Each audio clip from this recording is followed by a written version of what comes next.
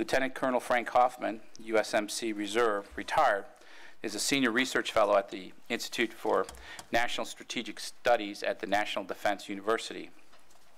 Commissioned into the U.S. Marine Corps from NROTC Unit, University of Pennsylvania in 1978, Frank attended the basic school and the infantry officer course, and after his active duty service as a Marine infantry officer, he continued to serve the Marines as a reserve officer and was called up for Desert Storm. Outside the Marines, he has served in a variety of important positions, including the U.S. National Security Commission, the Center for Emerging Threats and Opportunities, and served at the SES level in the Office of Program Appraisal. In addition to his BS in economics from the Wharton School, he has earned a master's degree from George Mason and the Naval War College, and he's currently pursuing his doctorate at King's College in London. Lieutenant Colonel Hoffman is a prolific contributor to the Marine Corps Gazette and has appeared in the U.S. Naval Institute proceedings over 40 times. The Marine Corps Association awarded him the rare honor of Distinguished Author. We are honored to have Frank Hoffman with us here today.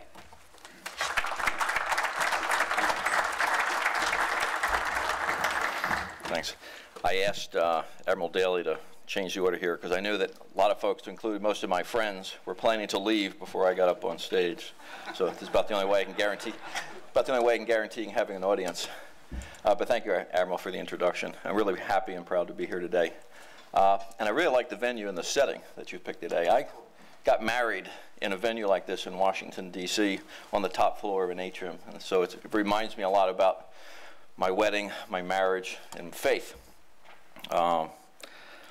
In fact, the entire venue here today is a little bit about faith. I think only the faithful are probably here who brave the weather.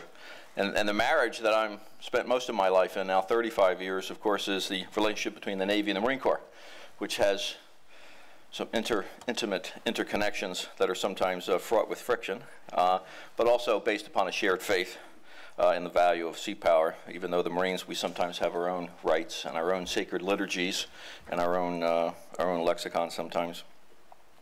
But our faith in sea power is not universally held by everybody, particularly those outside the room. You'll recall the famous statement from the Secretary of War, Henry Stimson, who a number of years was critical of us here in this room. He said that we frequently had our own peculiar psychology, and we seemed to retire from the realm of logic into a dim religious world in which Neptune was God, Mahan was our prophet, and the Navy was the one true church. And Stimson, of course, is an infidel, a non-believer, but he did get it partly right. It is a religious faith, and it's not centered on Neptune. It is the holy scripture of American sea power. And we heard from Mr. Kane today and from Secretary Mavis, some of the faithful, reading from that scripture. It was not handed down by Moses. It did come from Mahan in the influence of sea power in history, which is our Old Testament. And what we need to do now is to work on the New Testament for the 21st century. And I heard pieces of that today, but only pieces. And ours is not a peculiar psychology or a departure from any logic whatsoever. In fact, our sea power creed is based on a very clear logic of realism, international economics, and geopolitics.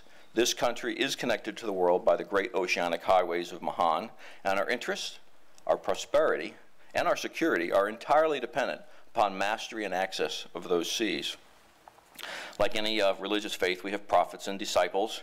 We have JC, as in Rear Admiral J.C. Wiley. We have Peter, as in Captain Schwartz, who's here somewhere today. There he is, okay. We have the Apostle John, as in Professor Hattendorf, who I studied with at the Naval War College.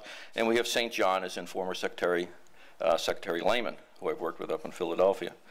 And based on the speeches today, I think we have some new disciples, and hopefully we can gather the faithful behind the new disciples, Raymond, Tim, Kelly, and Randy. I found today's speeches focused on a little bit too much and conflicted by the state of play in Washington, D.C. and the budget. We're here to discuss the future of maritime strategy and the defense budget, but we can't even get to the meat of that discussion because we really have no idea what the budget is. We don't have any predictability, and I don't believe we have a consensus on what the national security strategy is. I think it's probably an exaggeration to say there's a tinge of isolationism in the country, but there are definitely different constituencies that have different beliefs than we do. And we need to proselytize our beliefs so that they understand reality, at least as we see it. But we do need a new national security strategy, and we need a new maritime strategy to buttress that.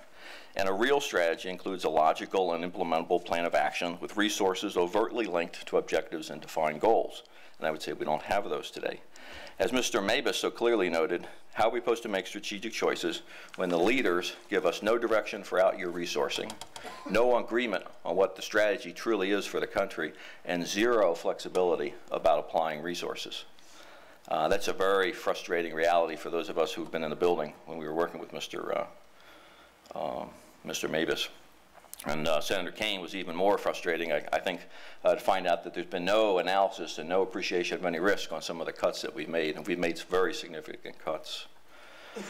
Thinking about security and the defense of the Republic used to be an important priority here in the Capitol, and our leaders used to come to a considered consensus because they, I think, had a common understanding and a common belief in the role of America in the United States. They understood the foundations of our defense, and they understood that sea power has always been a part of that foundation and is going to continue to be an indispensable asset in an era where free trade and access are at the forefront of our efforts to renew and retain our leadership and to renew our economic foundation and strength. Mr. Forbes was particularly clear on that point today. No other component of American power is as flexible, adaptable, or relevant as sea power. Several speakers today made it clear that they realize the strategic advantages that accrue to states that employ sea power effectively. Naval forces operating freely in the maritime commons provide an effective deterrent to those who would threaten regional stability. Potent naval expeditionary forces, both Mr. Kane and Secretary Mabus argued, can swiftly respond to crises, and they make any adversary pause when aggression is contemplated. This suggests, as Mr. Mabus argued, that in order to deter effectively, the United States must be forward to be present, and that no form of military power can be as flexibly present in as many critical places at any one time as naval power.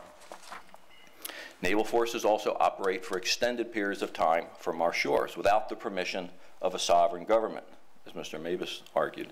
This extends our own homeland perimeter further out, dealing with threats far away from our shores, minimizes risks to our own people here in the United States, but well beyond Norfolk and San Diego, obviously, also to our friends. The ability to gather information, perform surveillance, interdict weapons of mass destruction, disrupt terrorist networks, or provide humanitarian assistance in Haiti or the Philippines without a large footprint in a world of sophisticated threats is an asset that we should treasure. Sea power extends our reach and it extends our security umbrella beyond ourselves also to our friends and our partners. Sea-based submarine forces and surface-based ballistic missile defense forces are clear examples of this extended naval defensive perimeter and the opportunity to attract and retain our partners. So that's what I heard this morning, and I think for most of us in the faithful, that was nothing new. There's a few things I did not hear yet today. Maybe the senator is going to raise some of these things, but I didn't hear much about the purpose and the content of the maritime strategy. And for those of us in that little narrower priesthood of penmanship and strategists, I'd like to have heard a little bit more about that today. I'm not sure we have a common agreement, even from those of us in the room, about what a maritime strategy is and what elements should be the constituent parts of that strategy. Some contend it's enough to create an argument, a compelling narrative about sea power, you know, a hymn. I'm not sure that that's enough. Others argue that we have to detail a very strategic vision, and others want to argue aggressively for a larger Navy. I heard arguments with numbers today. To me, those are not strategies. A strategy isn't about just the number, and a strategy isn't about an articulation of objectives that we want. It's not things that we wish would happen. A strategy is a set of implementable actions towards some defined end state with clear steps and clear resources on how we're going to get things done. It's more than a simple list of interests and goals, which unfortunately in Washington, D.C. usually constitutes what a strategy is, just a PowerPoint set of lists. That's not going to cut it for a maritime strategy. There's at least 4 benefits from having a very comprehensive and detailed maritime strategy. I'm going to try not to pull a Governor Perry here. The first one is defines a shared vision of what naval power and sea power is all about. Number two, it creates an awareness and a consensus about the core challenges to our interests and to naval power as is effectively employed overseas. Three, it identifies the ways and means in which we attempt to deflect and defeat those core challenges to our interests. And finally, the most important thing for me, it guides the development of the capabilities and the capacity of the means that we're going to provide, i.e. the fleet and the character of that fleet, or a fleet design. To me, this last purpose is pretty critical. Navies take a very long time to build, they're very expensive, and you have them for a long period of time. A mistake made today will be something we live with for 20 years. A good decision made today is something we may benefit from for 40 or 50 years. There's a lot of arguments for and against linking strategies to very explicit force designs. I'm not in favor of specific force numbers. I heard numbers I like today, 306, 346. Those are nice aspirations. Those are nice stretch goals. I will hope and would argue for the funding to bring those about, even though I don't think it's very much likely. I am in favor of rather specific design principles that guide the capabilities of the fleet more than the specific number of ships. And I didn't hear too much said today about some of these design principles. Mr. Mavis might have addressed a few of them. But modularity, able to combine different kinds of ships and different kinds of systems on ships, open architectures for agility, commonality and interoperability, endurance, and most important, versatility. I think the need for endurance is obvious given the vast distances our ships must travel to get to Asia, to get to the Indian Ocean, and to get to the Persian Gulf. But versatility, I think as Senator Kane stressed, is an attribute that we need to prize as the budget squeeze continues, as I think it will. We're going to have fewer platforms, but the people and the payloads that we can apply to these platforms are going to have to adapt to multiple missions and multiple contingencies across the conflict spectrum. So as Senator Kane argued with, I think flexibility is going to be at a premium and something we need to build on. We heard a little bit today about technology. I was glad to hear that the Secretary put people first, but I think technology is an important component of our competitive advantage in the 21st century. Mr. Mavis is a very strong and tireless advocate of energy and power, and I think we heard that clearly today. The department is pursuing a number of other technologies. Directed energy systems are an important capability in the 21st century. Unmanned and aerial unmanned systems and undersea unmanned systems are a big part of our future, as are some robotics and electromagnetic railguns. How will our fleet exploit these game changers is something the strategy will need to articulate and define. I think our maritime strategy must leverage these capabilities. Mr. Forbes made a strong argument for undersea warfare, and I agree with that. He specifically tied it to the need for competitive advantage, and I think it's one we have today, and I think it's one we need to sustain in the future. Something we didn't hear too much about yet today is the subject of threats. There was one reference to a threat. There is an 800-pound panda bear eating bamboo shoots, rocks and shoals, and identification zones in airspace in the Asia-Pacific theater. We shouldn't be too shy about talking about that, I think, at this point in time. China's opened that space in our conversation and discourse, I think, now.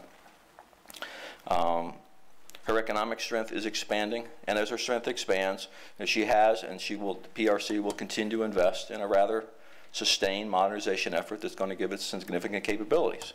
It may never have the global reach, the integrated C2 and ISR that we enjoy today, but it will have niche capabilities that will match ours in some certain areas. And we need to be aware of that, and we need to plan for it. And I think our strategy should talk to that issue. Our previous strategies, whether it's Warplane Orange, Kennan's original theory of containment, which was very naval-centric, and our maritime strategy of 1986, benefited from having a very clear context in which naval power was going to be applied, both in peace and in war. We had very specific scenarios. We had a very specific threat. We could plan for it, we could con ops for it, and we could justify and rationalize a fleet design around it. And it might be to our benefit if we can do that today, even if we have to do it perhaps off the record or in secret. But it would allow us to focus resources very specifically on things that we must be able to do. So as I wrap up, I really liked what I heard today because I felt I was in church among the faithful. Father Daly, thank you. I also support the CNO's initiative to develop a maritime strategy, which we'll eventually get to. It is long overdue and something we need to work on. Some of us were working on it for a while. But it's difficult to get out in front and think strategically when the leadership of the country itself is paralyzed and when the nation's budget is overextended. We have a lot of uncertainty in our planning horizons and a lot of risks exist. And that actually comes with the job, unfortunately, for the SECNAV and for the CNO. Predictability and certainty is not something that we can expect. It doesn't mean we cannot articulate the value and the logic of sea power, and nor does it mean that we can't strive to sustain the nation's most flexible tool, the one that is the most geographically, geostrategically relevant, and the most supportive of good diplomacy and solid economics. Our resources may be limited, and they may be limited for some time. That will impact the speed at which we move forward to achieve the level of sea power this country requires. But we need to keep the final destination in mind. This has been defined by the CNO and the Commandant in the June issue of Proceedings. A balanced fleet that operates forward, together, and can apply power when and where it matters. This fleet must be capable of projecting power at great distance from our shores, and it has to be capable of projecting that power promptly for crises and generating the kind of options that presidents are going to need, as Mr. Mavis noted. Back to liturgy and ritual, we heard classic hymnals today about the importance of sea power, the link of our economic prosperity to our ability to use the great commons to reach markets, resources, friends, and allies. There were no heretics here today, only the evangelists. So yes, let us praise sea power and lift our voices in song about the Navy and the Marine Corps team, but let's also get Congress to pass the plate and the basket and give us a budget and put more than just coins on the plate. We need a shipbuilding account that's worthy of our aspirations and our interests. The SECNAV has generated great efficiencies and applied them very effectively, as I'm aware from my time in town, but congressional representatives have not really helped us renew the level of funding we should have. Our fleet is in need of investment capital. As Mr. Forbes said, we need to be aware of what's being established in a new norm and fight against it. We need more investment capital. The CNO should not be asked to make fishes and loaves out of salt water and sand like he has been for the last few years. America's Navy Marine Corps team needs help from Congress and from the American people to generate the options that future presidents will need, and if history is any guide, our nation will surely want. Thank you very much.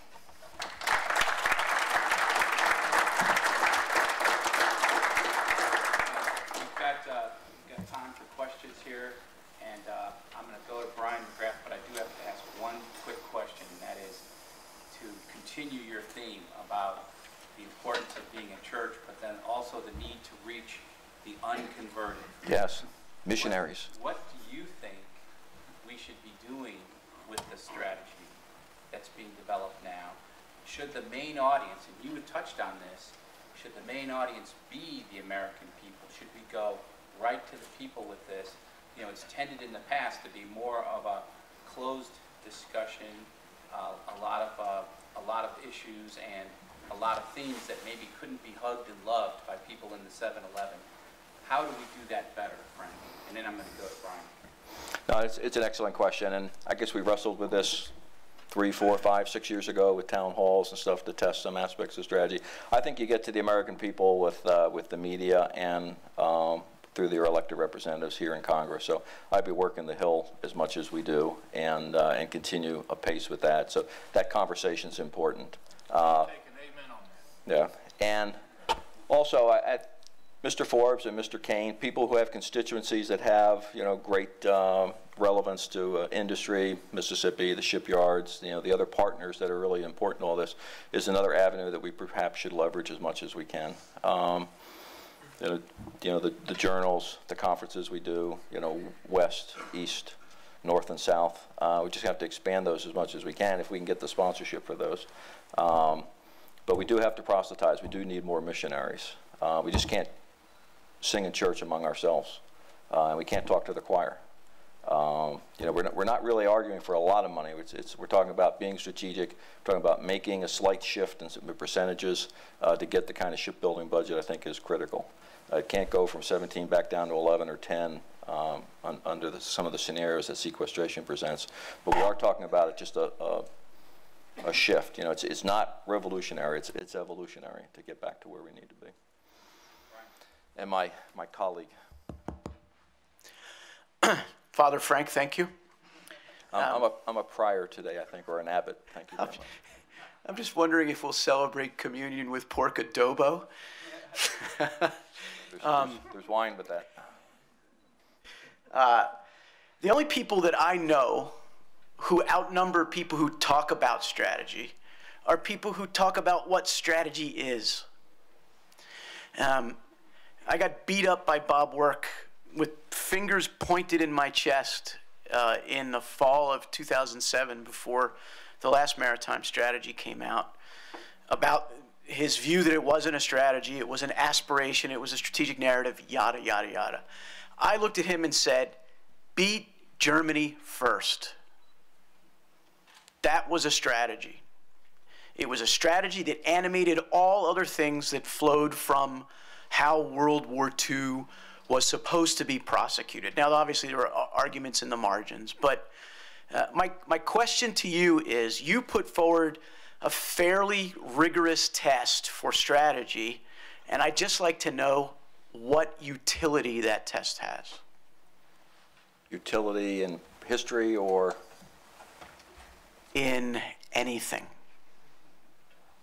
What does it do? Why should we consider a very doctrinaire, what is the value of the conversation of that's not strategy, this is strategy, instead of the discussion of being able to put down a series of thoughts that animates a great organization toward goals? Still not sure after giving my talk, if I understand the question. Yeah, Mr. Work's experience in terms of strategy is more aspirational and more about exhortating and what he calls BOHAGs, having written for him for a number of years. Big, hairy, audacious goals is his modus operandi of what a strategy is. So you aspire to 346 ships, and if you get 306, you're supposed to be happy with it because you aspire to a great thing. That doesn't do as much for me because, again, I'm trying to both identify, decide, and then guide the development of a specific set of capabilities for a specific, and perhaps, the risk is you're too narrow. The fleet we designed in the 30s for dealing with one threat wasn't necessarily as effective a fleet to deal with a Germany first strategy. And of course, the Navy did never agree with a Navy first or Germany first strategy in the first place. Admiral King certainly never did. Admiral Stark did, but Admiral King never did. And the Navy always worked to get the capabilities it wanted and applied them in the Pacific in the first place. So I'm not sure we actually even, as far as the Navy is concerned, we never executed a Germany first strategy. But that's the way we wanted. But I see the importance of a strategy in the 4 components that I've detailed as providing the focus necessary. For me, a strategy allows you to focus resources on major objectives that will really make a difference. And so a sustainable competitive advantage against a desired threat or a threat range is what a strategy is really going to give you. Not a generic force that can do all things to all people. We used to have money. We used to have money for that. We used to be able to afford a very, very balanced fleet that did everything, that satisfied everybody, that could be everywhere. We're not going to have the resources for that. It's trite. I took it out of my speech, but I actually wrote it. But we used to be able to afford to outspend people, and now we can't. We're probably going to have to only start thinking about outthinking people once again. And we haven't been in practice for doing that for a long period of time, at least for the last 4 or 5 years, since the last time you and I were trying this. Thank you. Sydney. Of course, I'm picking at least the question, what do you preserve and what do you give up since you can't afford it all? Right. And I'm not as enthralled with some aspects of naval aviation to the degree we're ready to invest on it. I wouldn't necessarily cut out carriers, but we need to come up with a new acquisition objective for naval aviation strike. We defined these acquisition objectives about 10 years ago, I believe. When I was in the department in government as an appointee, I think we had a fairly rigorous program in the Navy for naval aviation, but for the Air Force we do not, as far as I'm concerned. And I think in the naval services we've not yet defined the acquisition objective for Navy and Marine Corps Air, in which some mix of the fleet is going to be unmanned. I'm not sure that would severely alter our fleet mix in the next 10 years, but it probably will in the long range. We're not going to have a fully manned aircraft carrier component. We're never going to have a fully unmanned TAC air fleet either. We're going to have some mix. We need to get to understand what that mix is going to be.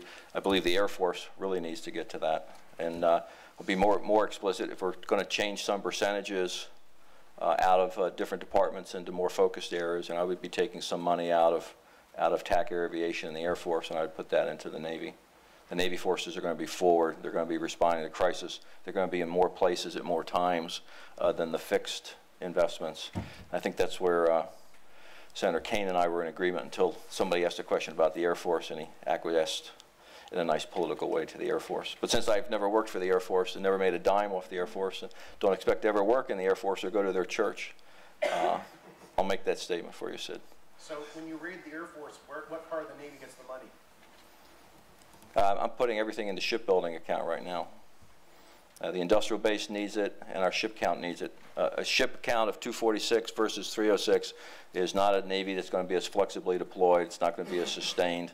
I don't want it to be in 70% of the places it needs to be, with 70% of the maintenance and 70% of the personnel who've only been trained to a status of 70%. And that is where we are heading right now. And same for the other services.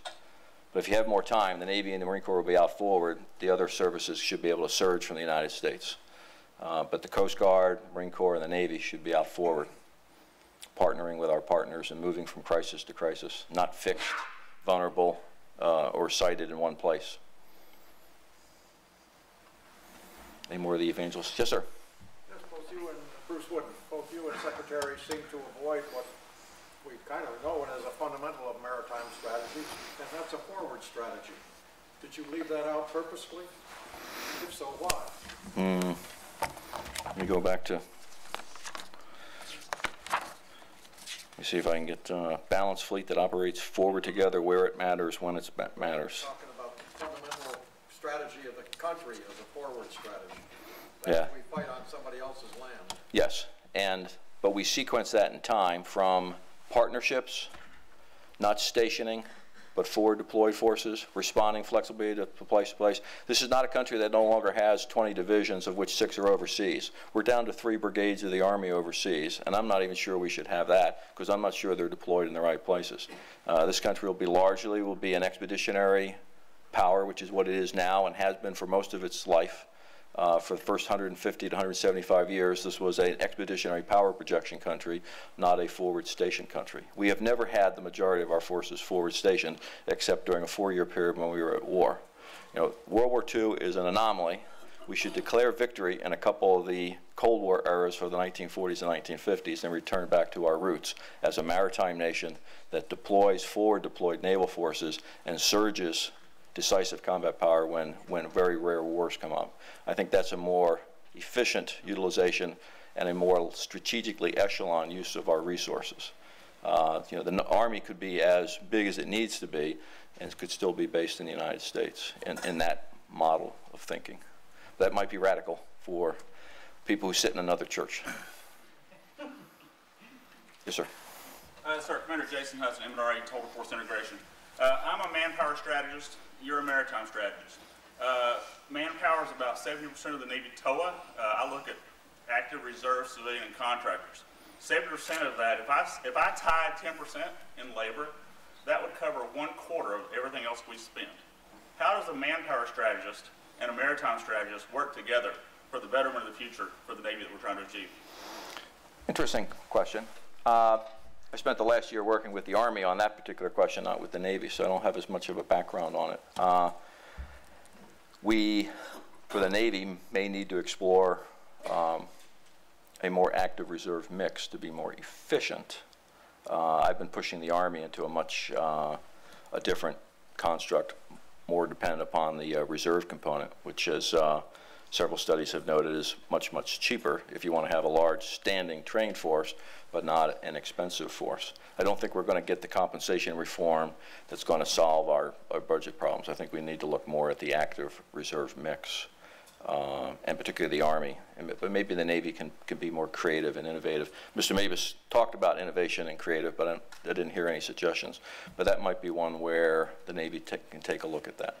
Particularly if we can keep up a number of ships and be more creative about expandability of the fleet at some point in time. Well, a follow-up question. How do we get senior leadership who is military-centric in most regards to to avoid the myopic look at just the military as a solution for everything. And the example would be cyber, where, you know, the immediate response was to go to a military solution when that's going to cost us exponentially more than a different mixed model. So how do we... Yeah, well, I saw Admiral Stavridis and General Zinni publish something this week about, and Admiral Mullen used to talk about this, that our foreign policy is too militarized. Right. You know, I know we say that a lot, but if you think the world's more threatened or riskier, I'm not sure if shifting resources into diplomacy or economics is the way to do it. And I don't know how to deploy economic power in a country that employs a free market economy. You know, we live in a world in which the IMF, the World Trade Organization, we've created structures for the underdeveloped world to help them out economically and developmentally. But, you know, we're not a country that, like China, that buys 10-year contracts in oil. I can't manipulate markets. I can't do to Ukraine what Russia is trying to do to Ukraine right now. We don't have the ability to manipulate minds, audiences, influence people in a world in which information is gutting people's minds. And, you know, how do we deploy diplomacy, influence, and economic power as a state? And I'm not sure. I understand what people are saying when they say we've over-militarized things and every problem looks like a nail and we're going to send, you know, the military to solve things. But if we had a surplus of military power, yeah, I'd shift some resources. Well, I'll clarify my comment. Not just the militarization, but the military uniform aspect. We have a lot of skill sets that would be best served through our civilian and contractor force, but they're getting beat up throughout, and everybody wants to make a military uniform solution. So even with a military solution, why does it have to be uniform specific? Right. No, I'm having served 14 years as a civil servant, 5 years as a political appointee. I only had 8 years in uniform, actually, as an active duty officer, plus 2 wars. So it gets me to 10. You know, we can be creative with the use of civilians. There are cases where civilians, we need to understand, are cost effective. They provide continuity in jobs where you need continuity. There's a lot of training and education jobs. I worked down at Quantico inside the laboratory in the R&D world.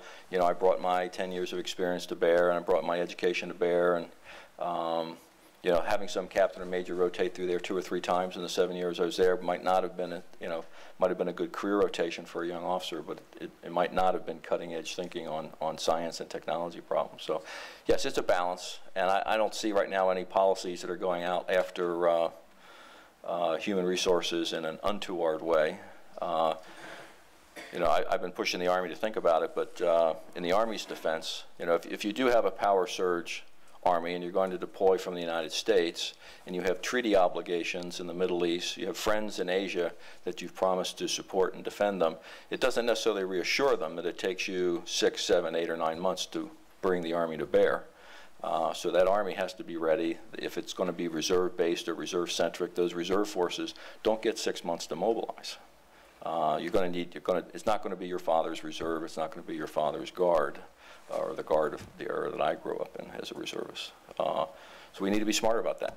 And it's going to be, I think, cost-effective for the nation as a whole to think about that. As is civilians, it's pretty obvious on the cyber world that 18 to 21-year-olds that have skin down their arms and have multiple earlobes, like some of the boys that my daughters bring to the front door, are probably really good at cyber, because they keep my house, every time my router goes out, I have to bring somebody else in to help me out. So it's not going to be some high and tight haircut, physically studly kind of person like some of the Marines in here probably. There's going to be somebody who's on the edge, who's thinking about those kinds of things. And I think that's what NSA has. Unfortunately, some of those people look like Mr. Snowden, and they bring a different mindset in too. So I think there's people pushing back now on the military government kind of thing. Need to find that balance. Yes, sir. At risk of doing public math, I am Rear Admiral Mike Franken. I'm Chief of Legislative Affairs for Navy. Earlier, it was stated that we need to do something to let the Congress and others know the necessity, the righteousness of naval forces. But permit me to do some public math and put this in perspective. There are about 6 states that have centers of naval excellence, only 6.